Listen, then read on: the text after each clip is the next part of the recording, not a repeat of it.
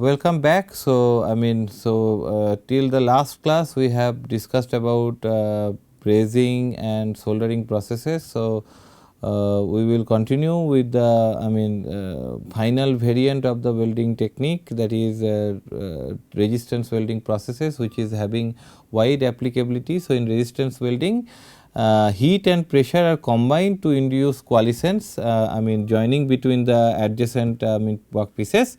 So, the electrodes are placed in contact with the material and electrical resistance heating is used to raise the temperature of the workpieces and the interface between them. So, the resistance heating is the key for achieving the softening of the at the paying surfaces, and then the pressure is applied to achieve the joint. So, this is how we achieve the joint formation in case of resistance welding. So, the same electrode that supply current for softening of the joint also apply the pressure, required amount of pressure, which is usually varied throughout the weld cycle. A certain amount of pressure is applied initially to hold the workpieces in contact and thereby control the electrical resistance at the interface, and when the proper temperature has been attained, the pressure is increased to induce coalescence. So, because pressure is utilized, so coalescence occurs at a much lesser temperature than that required for oxyfuel gas or arc welding. So, the required temperatures can often be attained and coalescence can be achieved in a few seconds or lesser. So, that is why resistance welding is a much faster technique than the welding techniques that we have discussed earlier, like arc or gas or this solid state. Even it is faster than the solid state welding techniques, that like friction welding, etc. And so, resistance welding therefore is a very rapid and economical process and extremely well suited to automated manufacturing.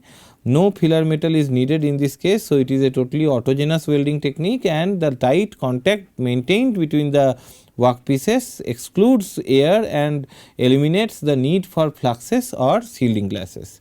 So, the heat for resistance welding is obtained by passing a large electrical current through the workpieces for a short period of time. The amount of heat input that can be determined by the basic relationship as H is equal to I square RT, where I is in amperes, R is the electrical resistance of the circuit in ohms, and T is the length of time during which the current is flowing. So, based on that we can calculate the total heat input to the joint, to the adjoining paying surfaces. And another thing that is need to be mentioned over here, that resistance welding mostly has to be a lap welding, because there is need of the adjoining contact surfaces that should be they should be in contact, and then only the electrode can apply the current and localized heating can be achieved, resistance heating, and then the pressure force can be applied for joint formation.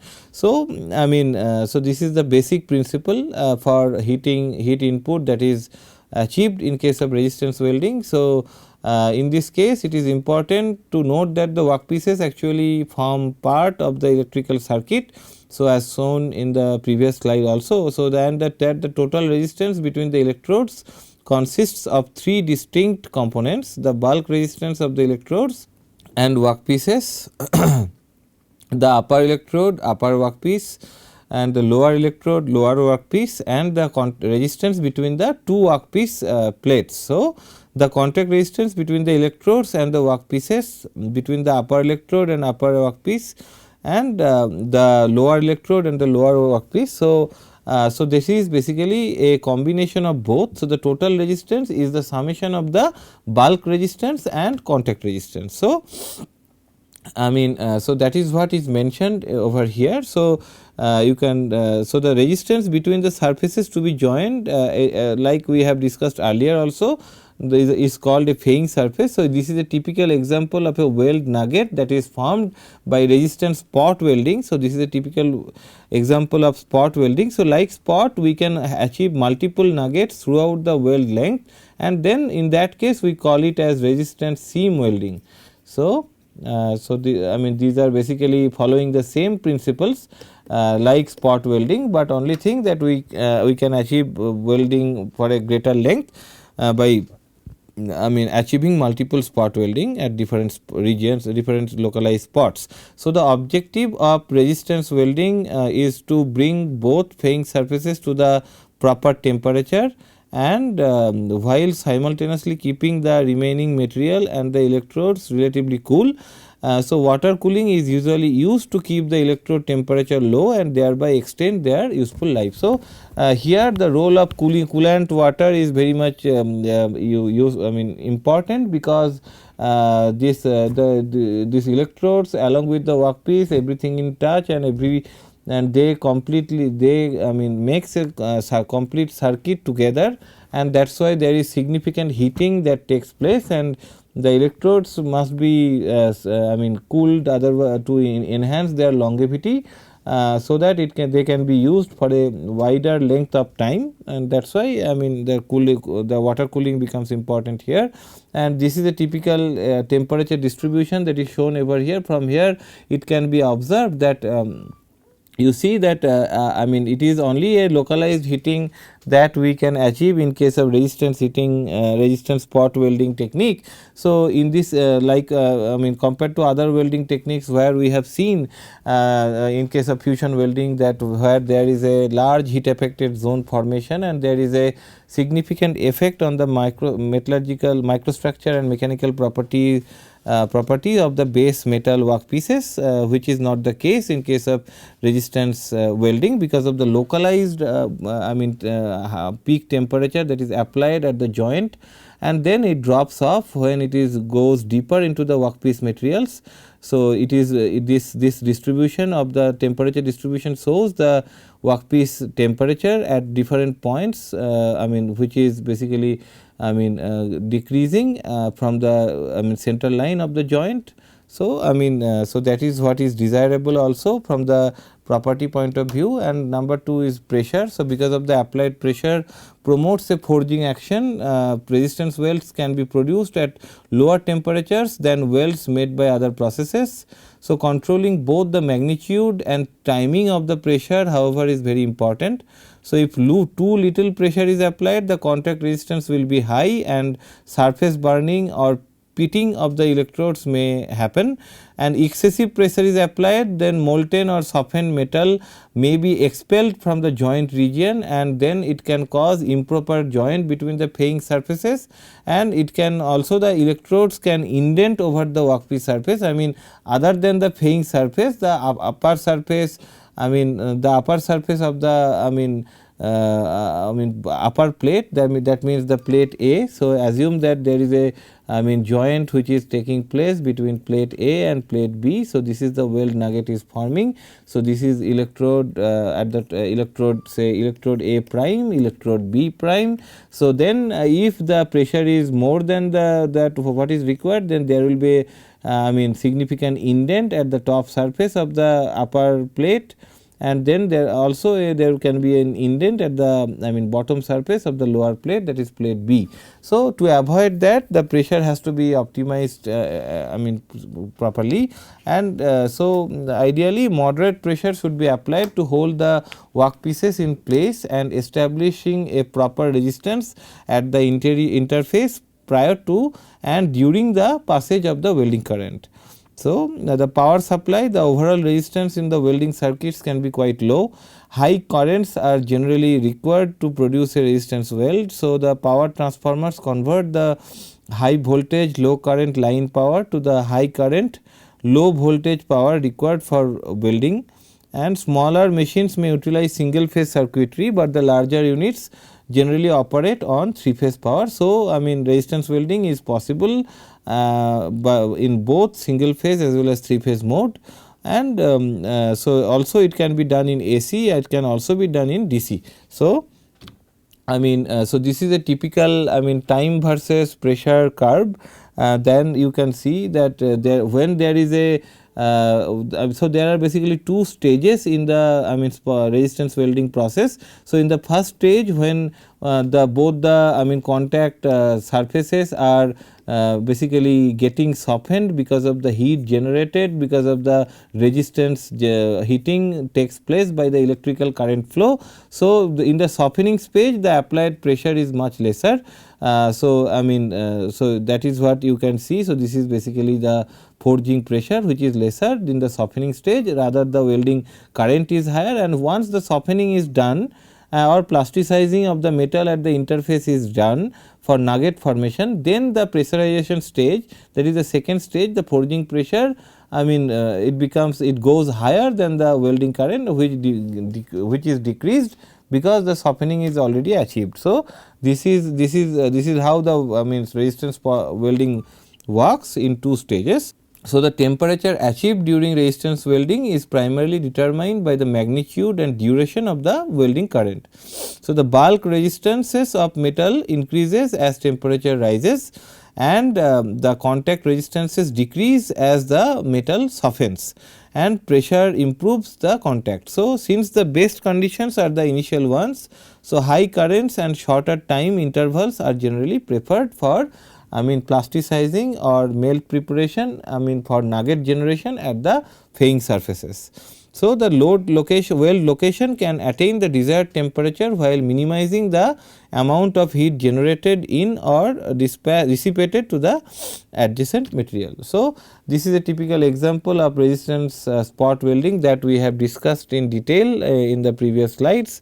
So, it is the simplest and most widely used form of resistance welding, providing a fast economical means of joining overlapped materials that will not require subsequent disassembly. So, electrodes close on the work and the controlled cycle of pressure and current is applied to produce a weld at the adjoining fairing surfaces, and the components in resistance spot welding are the parts to be welded to opposite electrodes. So, we have discussed, and the power supply from which a controlled current can be applied for the intended time duration. So, the advantages of spot welding is that it is very clean welding joint is produced, there is no filler needed, there is no protective environment needed, and production rates are higher, and good repeatability can be achieved. And the limitations are because the small electrodes provide both the high current and the required pressure. So, the electrodes generally require frequent maintenance, and also the process is designed to produce only one spot weld at a time. And so, this is the next variant, that is resistance seam welding. So, the technique is very similar with the resistance spot welding. So, it can be made by two distinctly different processes, resistance seam welding. So, in the first process, sheet metal segments are joined to produce gas or liquid tight vessels such as gas tanks, mufflers, and simple heat exchangers, and the weld is made between overlapping sheets of metal, and the seam is simply a series of overlapping spot welds as shown in the figure. And so, the basic equipment is the same as for spot welding, except that the electrodes now assume the form of rotating disc like those shown schematically in this figure. So, it is so here, like in case of resistance spot welding, we have seen the cylindrical electrodes which were responsible for weld nugget formation between the adjoining plates, and here because we need to get the nuggets or the spot welds continuously over a length weld total length. So, that is why in spite of cylindrical electrodes, we are going for this rolling electrodes. So, this roller in the form of rollers. So, which are whenever and the workpiece is passing through it. So, where one roller both the rollers are moving in opposite direction to each other, and that is why the workpiece gets a movement, and as the workpiece moves, and the moment the region of the workpiece which comes in contact in the bite angle of the this rolling electrodes. So, there the nugget is formed, and thereby we can achieve the seam welding. So, it is basically a combination of many spot welds that which we call as resistance seam weld. So, so generally as I told at the beginning, that generally resistance welding is basically a variant of lap welding. However, there are occasions, arrangements can be made that we can also achieve butt welding by resistance welding technique. So, the second type of resistance seam welding known as the resistance butt welding. So, this is the example is shown here. So, it is used to produce butt welds between thicker metal plates.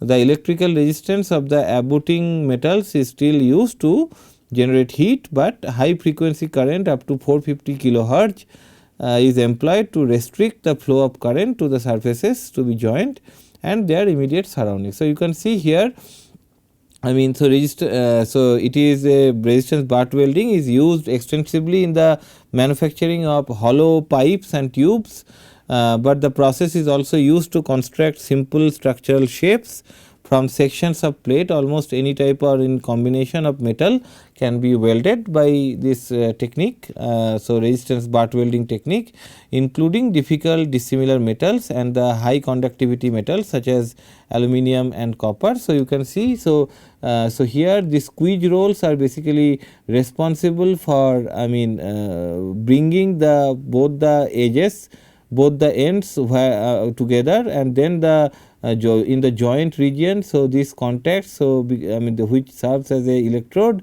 the joint, I mean the resistance heating takes place, and that is why we achieve the joint at the fairing surfaces. So, multiple, so then I mean we will move to the projection welding. So, projection welding is very much similar to the resistance welding. So, it can also be possible in the same circuitry that is used for I mean resistance welding. So, the difference is, for example, like these are the two, I mean fairing surfaces. So, in case of projection welding, so what we do, I mean like in case of resistance welding, we have achieved nuggets, I mean only one nugget at a time in case of resistance spot welding. However, in case of projection welding, I mean when the, I mean first stage, that is I mean plastification stage is done. So, then these impressions or the projections which are the source, I mean of contact between both the plates, they are subjected to significantly high heat and they experience local melting and also, I mean plastification, and then when the pressure is applied by the electrodes, then they basically creates the joint, and and they basically serves as the, I mean for nugget preparation. So, in spite of one nugget at one point of time, we can get multiple nuggets based on the as many projections are present in between the fairing surfaces. Those many nuggets we can generate by one projection welding cycle. So, this is how it is different from the I mean resistance welding, but the process is very much similar to what we have discussed in case of resistance welding. So, I mean so this is projection welding leaves no indentation mark on the exterior surfaces, a definite advantage over spot welding. Why it does not leave? Because the amount of pressure which is needed in case of projection welding is much lesser than what we need in case of resistance spot welding, because of the this I mean projections which are already kept, which are responsible for nugget formation. So, that is why in this case the localized melting happens at a much lesser time and with a much lesser current, and that is why also the pressure requirement is also lesser compared to the resistance spot welding processes. So, in a variation of the process, projection welding can also be used to attach bolts and nuts to other metal parts. So, contact is made at a projection that has been machined or forged onto the bolt or nut. So, current is applied and the pieces are pressed together to form a weld. So, the advantages are their rapid welding technique. The equipment can often be fully automated and it is free from or minimal distortion is involved in the parts being joined, and they conserve material. So, since no filler metal, shielding gases or flux is required, a high degree of reliability and reproducibility can be achieved in case of resistance I mean projection welding. And the equipment has a disadvantages are, I mean in general for resistance welding, that it has a high equipment cost, initial cost, and there are limitations to the thickness of the material that can be joined by resistance welding technique, and access to both sides of the joint is usually required to apply the proper electrode force or pressure, which is often not possible in assemblies where welding takes place, and in that case we fail to join them by resistance welding technique, and we need to resort to other welding techniques, and like I mean depending upon the joint architecture, the joint location, and also the the amount of space and available, we choose the appropriate welding technique between the options available, that is fusion as well as solid state welding. So, so these are the disadvantages. So, moving ahead, we will discuss now about the welding defects. So, number one is undercut. So, this appears like a small notch in the weld interface. So, this is generally attributed to the improper welding technique or excessive welding current. So, this is mainly caused by the incorrect manipulation of the electrode while depositing the bead, particularly in horizontal and vertical welding. So, this is basically undercut that happens because of the improper welding technique or current, and also it can also happen because of the differential arc length in case of arc welding, and that also along with undercut, it can also causes chatter in the workpiece material because of the arc hitting the workpiece beyond the weld zone. So, this is also possible. So, these are the difficulties or defects that are generated because of the inexperience of the operator, and all or improper process control of the welding technique. So, that is why to avoid these defects, it is the appropriate development of process model, and thereby gaining insight into the process, and also to establish the control process variables is of optimum importance, which I will discuss in the subsequent module, where we will discuss about the process modeling aspects of welding. And then number 2, defect number 2 is incomplete fusion. So, this will be seen as a discontinuity in the weld zone. So, the main causes for this defect are improper penetration of the joint. So, wrong design of the joint. For example, this is a particular example where you can see the thickness of the plate seems to be quite high. So, in this case maybe one only if it is this is a typical example of U joint preparation for bar U shape bar joint. So, here in spite of single U, if you go for designing the joint with 2 U's, then it can facilitate the complete penetration of the joint and a sound weld joint development. So, because in spite of that, for a higher thickness, if we go for only designing a single groove, say V or U whatever, then it can cause lack of enough weld metal formation in the weld pool, and that can cause incomplete fusion, and this is very much common in case of autogenous welding, when the weld metal is drawn from the workpiece material itself. So, but this is not so much severe. Notice this does not happen much when we deal with the filler metal assisted welding, either it is homogeneous or heterogeneous in nature. So, the main parameter that controls this is the welding current. So, if it is lower than required, it would not sufficiently heat all the faces of the joint to promote proper fusion, and also the improper cleaning of the joint hinders the fusion of the metal in the joint. So, these are the possible reasons and also the remedies to achieve complete fusion in the joint and to overcome these defects. And then the porosity. So, porosity in welding is caused by the presence of gases which get entrapped during the solidification process. So, this porosity assisted defect formation reasons are quite similar with the what we have discussed during casting module of the course. So, here the source of the porosity formation is the gases, like if it is light metal, then it is very much prone to hydrogen absorption. So, the sources are hydrogen, oxygen, and also nitrogen. So, though there are other gases such as argon, helium, carbon dioxide that are also present in the weld pool, in view of their insolubility would not cause porosity. So, porosity present in large would reduce the strength of the joint significantly. So, this is a typical case of surface difficulty or surface pore, and this is a typical case of localized porosity. So, I mean or pinhole porosity or micro porosity. So, I mean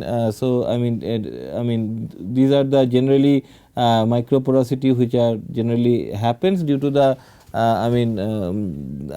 because of the drop of the solubility of the gas which is entrapped within the liquid melt during solidification, where blowholes or larger pores are generally shrinkage pores. So, that may happen due to improper feeding of the weld pool, and surface pores are generally maybe happens generally occurs due to the oxidation. If there is improper shielding gas present during welding process, fusion welding process, then it can cause the oxide layer and also subsequent dross and surface pore formation. And then the slag inclusion. So, slag is formed by the reaction with the fluxes and is generally lighter. So, in view of its low density, it generally floats on top of the weld pool and would be chipped up after solidification. So, some of the factors that can cause slag inclusions are high viscosity of the weld metal and rapid solidification, insufficient welding heat, improper manipulation of the electrode, and undercut on previous pass.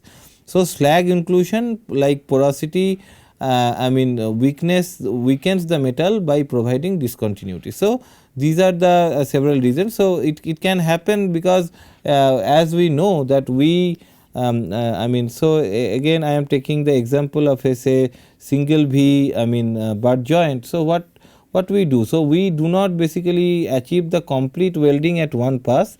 So, we achieve welding at subsequent passes.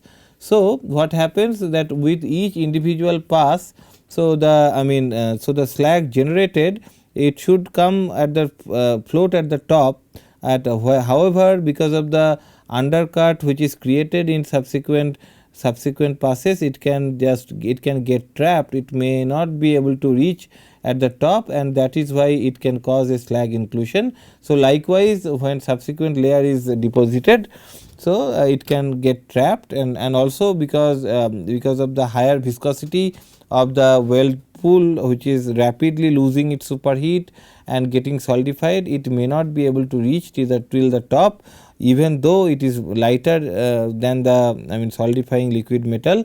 So, it gets stuck in the mushy region and then it causes slag inclusion. So, these are the possible reasons for slag inclusion. And then there is hot cracking. So, hot cracking, it happens at high temperatures and the size can be very small to be visible. So, the crack is in most parts intergranular and its magnitude depends upon the strains involved in solidification. So, they are more likely to form during the root pass when the mass of the base metal is very large compared to the weld metal deposited. So, it can be prevented by preheating the base metal. So, generally this hot cracking happens due to rapid cooling, and so again if I take the same example. So, you can see like we have already discussed that there is a root part where the work pieces which are experiencing joining are very close to each other. So, that time in the initial passes the deposited melt is much lesser compared to the other subsequent passes. So, that time it also cools much faster and it is prone to hot cracking. So, it can be avoided by proper preheating of the geometries workpiece geometries which are subjected to the fusion welding process. So, in that way it can be a better joint can be achieved. So, yeah. So, the cold cracking, and then the cold cracking is generally occurs at room temperature after the weld is completely cooled and solidified. So, this can be generally seen in the heat affected zone. The causes are excessive restraint of the joint which induces very high residual stresses and martensitic transformations, making the metal very hard as a result of rapid cooling. So, if you recall that we have also discussed earlier that in case of this weld joint I mean weld joint which trying to contract. So, that I mean and the rest of the workpiece it is does not allow it to contract. So, that is why I mean it is basically subjected to a tensile residual stress, whereas it is I mean the workpiece material are subjected to a compressive residual stress. So, there is a stress reversal that takes place. So, I mean if it is sigma and if it is the distance d, so then we can see that there is a I mean there is a region of the weld joint with that stress is tensile in nature, and when it is moving away from the weld zone, the stress is compressive in nature, and because of this residual stress, as the joint thickness increases, the amount of residual stress is also increases, and improper joint design also increases the residual stress generation, and it can cause I mean cold cracking. So, the stress relieving the weldment immediately would help in relieving the residual stresses, and the potential for cold cracking gets significantly reduced. Also, pre and post heating of the weldment helps in reducing the cooling rates and the consequent locking of the stresses. So, and then the another defect is lamellar tearing. So, it is generally seen at the edge of the heat affected zone. It appears as a long and continuous. So, this is what is shown over here, the lamellar tear. So, I mean a long and continuous visual separation line between the base metal and the heat affected zone. So, this is caused by the presence of the elongated inclusions such as manganese, iron and sulfur in the base metal. It can also be caused by the weld configuration, which gives rise to high residual tensile stresses in the transverse direction. So, this is the case of transverse I mean lamellar tearing. So, finally, the I mean different weld testing techniques. So, again this is quite similar with what we discussed in case of casting route. So, there are some destructive testing which involves mechanical testing like tensile, fatigue, fracture, impact, all kind of tests, and including the hardness test. So, these are destructive tests that can be done in the weld zone and also in the heat affected zone to and along with the parent base metal who are getting joint. So, that we can qualify that whether the I mean properties are uniform across the joint through the workpiece, and or there is significant variability, and whether the joint is sound in structural integrity or there are significant porosity induced defects are present in the joint which can significantly downgrade its mechanical properties. That can be understood by the destructive testings. And there are non-destructive tests. So, non-destructive tests are like eddy current test or visual inspection or magnetic particle testing, or it can also be liquid penetrant and ultrasonic testing on X-ray radiography.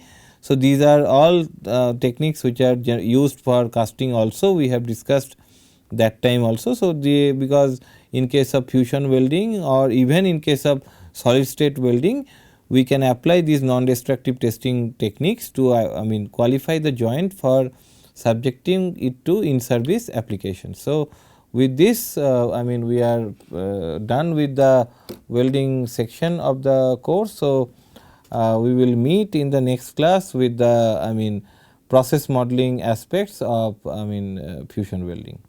So, till then, thank you.